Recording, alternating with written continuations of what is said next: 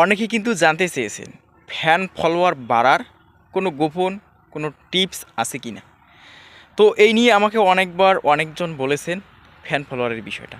তো আজকে আপনাদেরকে ক্লিয়ার করে, এর আগেও কিন্তু আমি বলেছিলাম, আবারও বলতেছি, আপনাদের যাদের ফ্যান ফলোয়ার্স কম রয়েছে, আপনারা কিভাবে ফ্যান ফলোয়ার্স বাড়াবেন সেটা কৌশল হচ্ছে অর্গানিক ন্যাচারাল।